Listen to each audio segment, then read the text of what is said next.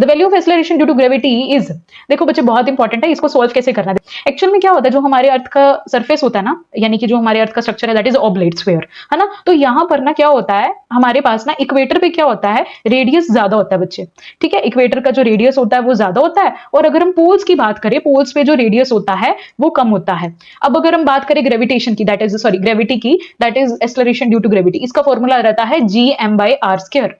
क्या रहता है, Gm/r²। अब देखो मैंने तुम्हें बताया कि पोल्स पे रेडियस कम होता है, अगर रेडियस कम होगा तो एक्सेलरेशन ड्यू टू ग्रेविटी क्या होगी, ज्यादा होगी, क्योंकि पोल्स पे रेडियस कम है। इक्वेटर पे तो रेडियस ही ज्यादा है, तो फिर एक्सेलरेशन ड्यू टू ग्रेविटी अपने आप ही कम हो जाएगी। इसीलिए the answer will be maximum at poles and minimum at the equator, ठीक है। बहुत इंपॉर्टेंट है, चीजों को ना अच्छे से समझ के करा करो। ये नहीं है कि तुमने ऐसे रट्टाफिकेशन से काम नहीं चलता होता, क्लियर, अच्छे से करा करो उसको समझ के, कंसेप्ट के through. Which part of the human brain control vital involuntary actions, अब कैसा पार्ट ह्यूमन का ब्रेन का जो कि इनवॉलेंटरी एक्शंस जैसे कि बॉडी टेम्परेचर, हंगर और थर्स्ट को कंट्रोल करता है, that is hypothalamus, okay. 43rd, the biological process where plants lose water in the form of liquid droplets from the margins is known as, so that is called guttation बच्चे, ठीक है, clear. और ये हाइड्रोथोड से होता है, याद रखिएगा। After that 44th, aqua regia is a highly corrosive liquid capable of dissolving gold and platinum, is a mixture of concentrated hydrochloric acid and concentrated nitric acid। तो इसमें HCl कितना रहता है, 3, और 1 में हम लेते हैं दैट इज निट्रिक एसिड, यानी कि 3:1 में, ध्यान रखिएगा, बहुत important. 45th, which of the following substances is considered as natural polymer, that is the cellulose, okay। Now 46th, the Widal test is commonly blood test used for the diagnosis of, ये typhoid fever के लिए use होता है, and typhoid is caused by Salmonella typhi, जो कि bacteria के through होता है, ध्यान रखना।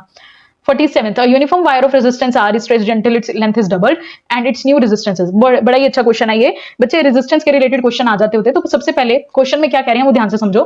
तो रेजिस्टेंस हमारे पास क्या है, रेजिस्टेंस का फॉर्मूला होता है बच्चे ρl/a, क्या फॉर्मूला रहता है, ρl/a, ठीक है, लेंथ और एरिया। अब वो क्वेश्चन में क्या कह रहे हैं कि कहते हैं कि अगर हम लेंथ को डबल कर दें, ठीक है, लेंथ को डबल कर देंगे तो एरिया हाफ हो जाएगा एट कांस्टेंट वॉल्यूम, ठीक है, मानते हो ये बात। अब ये जो 2 है ये ऊपर चला गया, तो मेरे पास यहाँ पर जो न्यू रेजिस्टेंस निकल के आएगा वो क्या हो जाएगा, ठीक है, ये l/a 2 हो गया, 2 × 2, ये l/a यहां आ गया, और ये कितना हो गया, दैट इज 4r, ठीक है। तो हमारे पास नया रेजिस्टेंस कितना निकल के आ गया, 4r, ओके। ऐसे क्वेश्चंस आ जाते हैं, ध्यान रखना। 48th, the visible scattering of light beam as it passes through a colloidal solution like fog is scientifically termed as, that is a Tyndall effect, okay, clear.